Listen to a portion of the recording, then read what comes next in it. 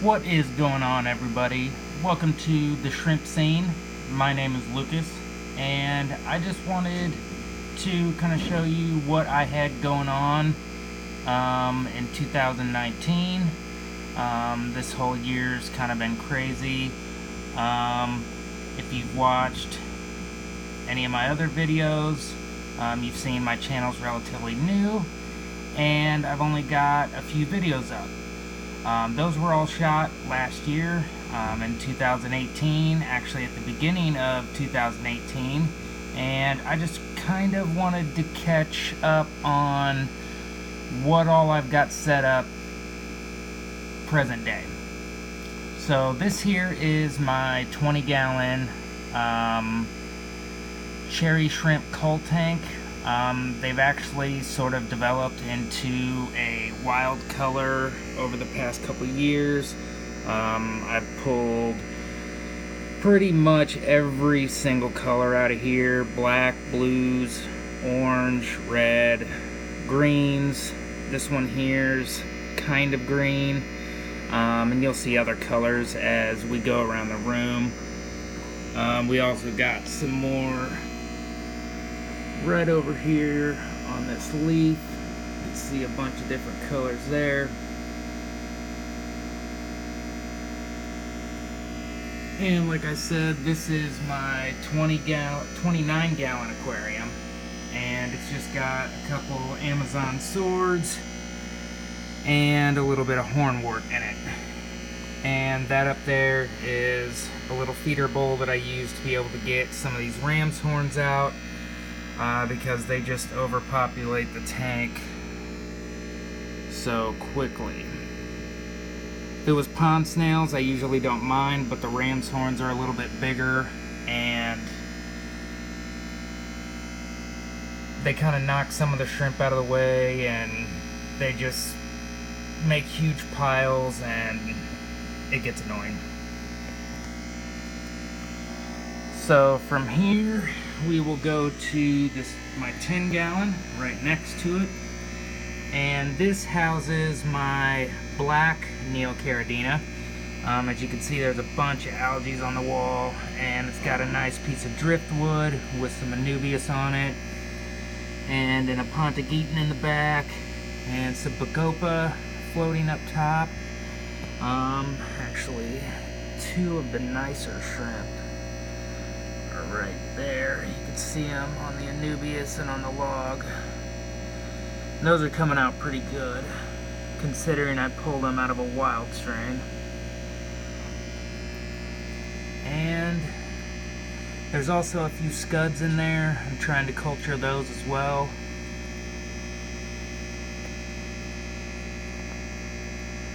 And that's about it for that one. Alright, and next to it, we've got my 100-gallon pond that I brought in from summer tubbing this year, and it's still got my endlers in it. They're black bar endlers crossed with blue silverado endlers.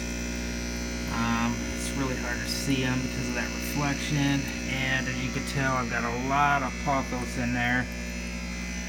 The roots are pretty much growing everywhere, and there's a huge Amazon sword in there. There you can see some of the endlers.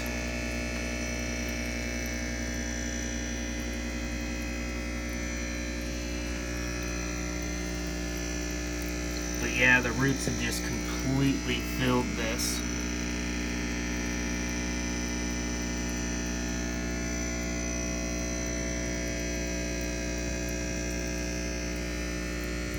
I know you can't really see any color on them because I'm shooting from the top, but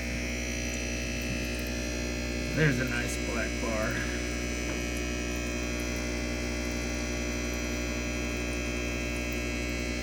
Alright, and moving on.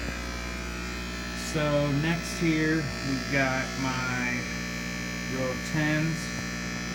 In this first tank here, we've got 10 otocinclus catfish and 2 bristlenose plecos. One of them's an albino, and he's right there. And the other one is a common, and it is right there. Or a brown color, whichever you'd want to call it. And got some green beans in the bottom. I've been feeding them that lately. And next to it, we have another wild shrimp tank. When I say wild, I don't mean wild shrimp, I just mean the color variant. They're kind of a brownish color. And then next to it, there's a cherry shrimp tank. And all these tanks have just had shrimp added to them within the past week. There's one buzzing by there. So these are all still very fresh, that's why there's no plants. There's a bunch of algae, they're recycling, and getting ready for the shrimp. And in here, we have a couple orange shrimp. You can see them back there on the sponge filter. And some water wisteria that's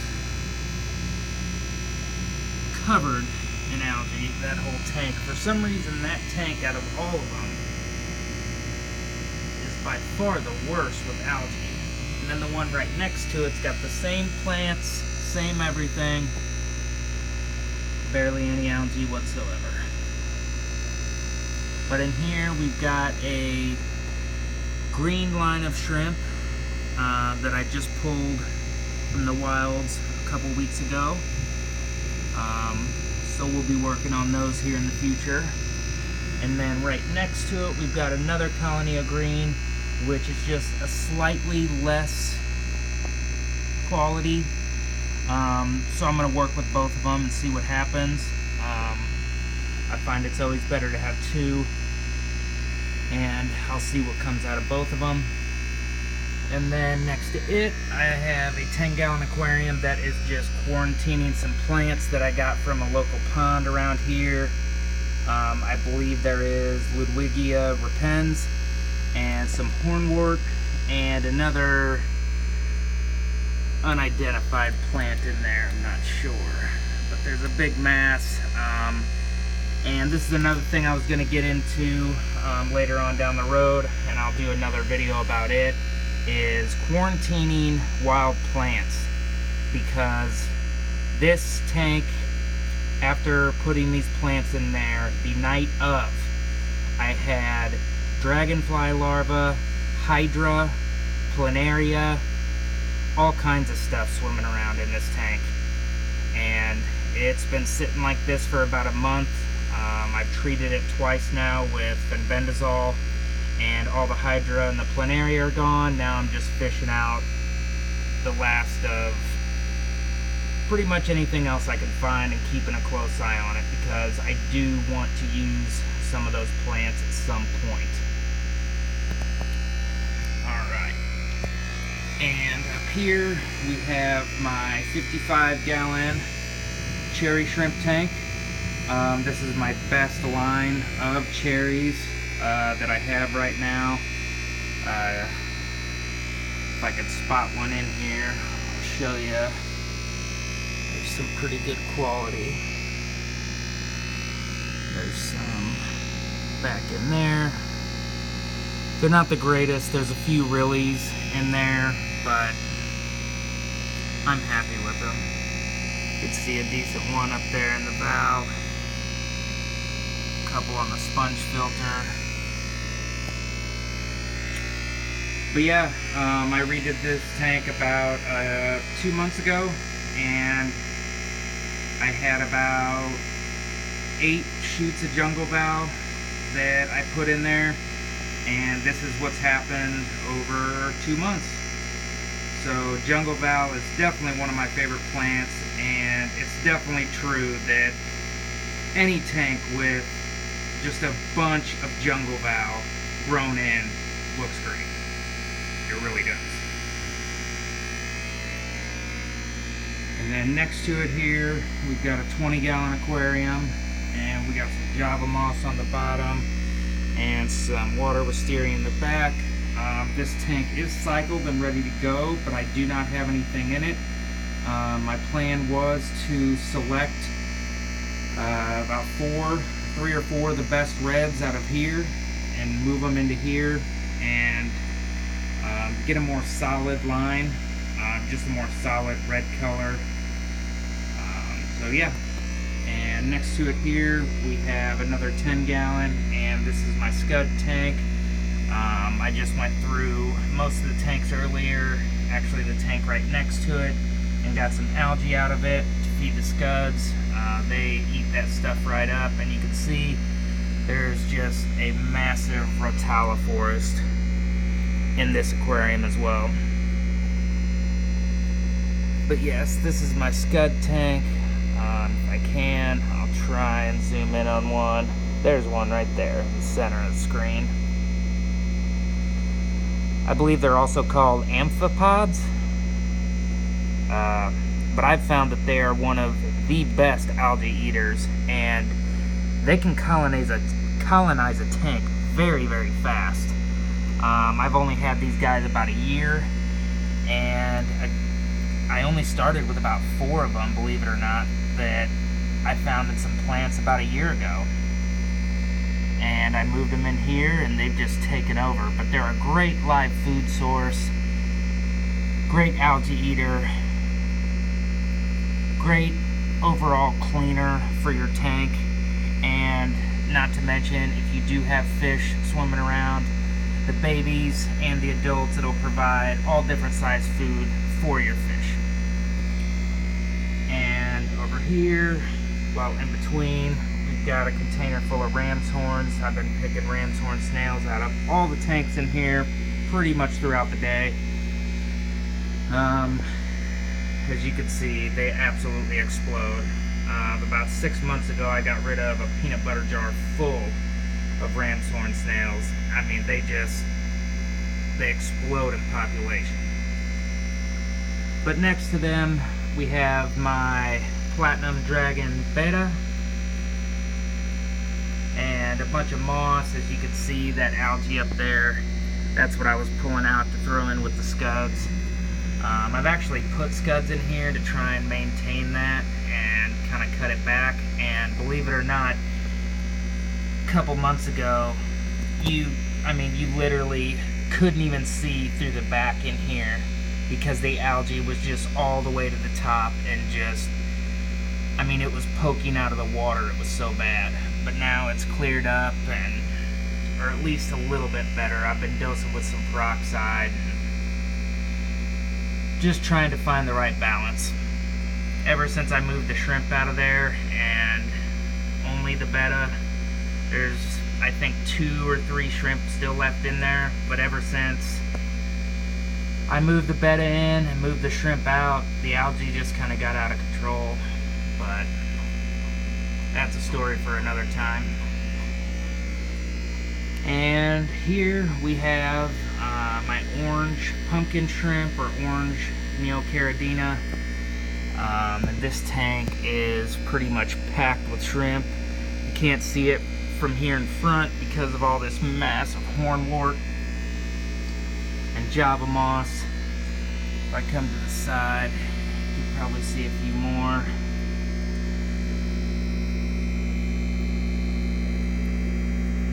And there's, I would say, about 100 shrimp in here in this 10-gallon tank.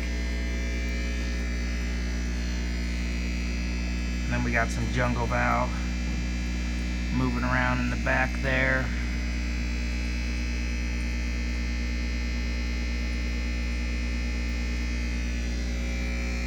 And then I've got a little coffee plant there. And the next tank over is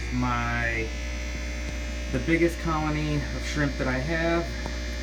They are my other colony of orange shrimp, and it's actually an orange really and a red spot orange that I mixed together at one point.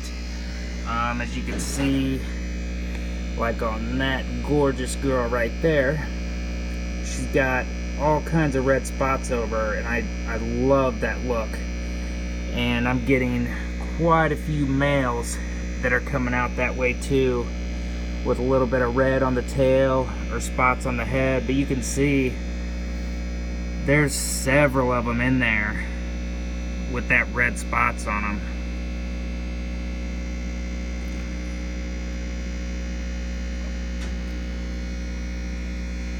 I love how much this tank's filled in over time.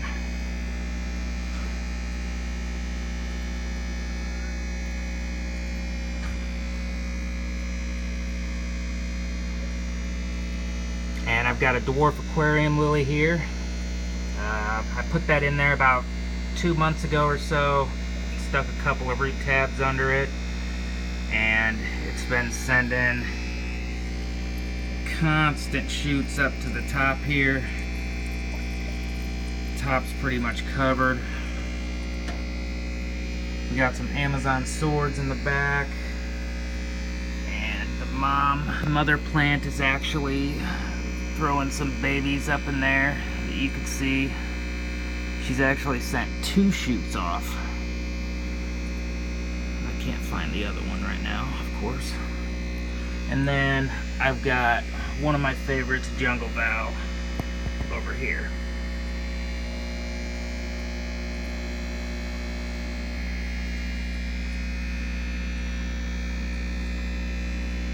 But I just can't get over how packed this tank is. There are just shrimp everywhere. And I can't wait to start working with those ones with the red spots.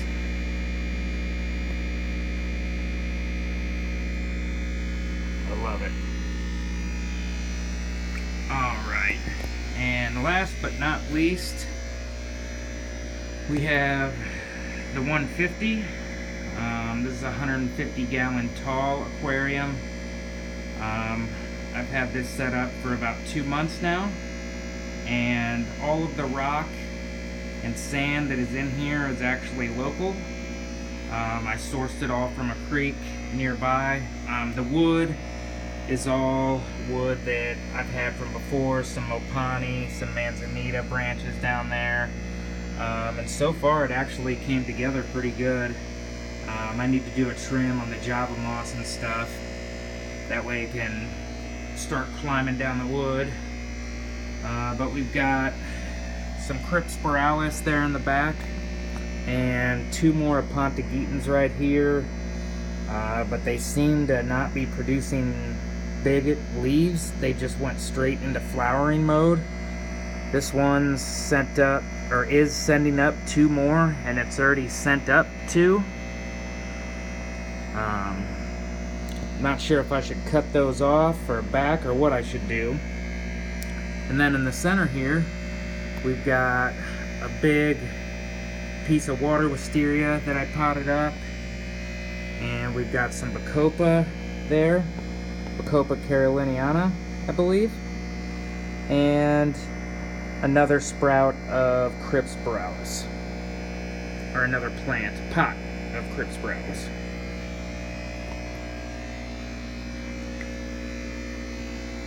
And that's it.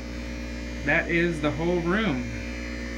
So if this is your guys' first time watching, be sure to hit that like button and subscribe for me. There will be much more content coming up, and I've got a lot of other stuff I want to work on, and some more stuff I want to show you guys, and some more projects in the works. So please hit that like and subscribe button, and I will see you guys next time. See ya.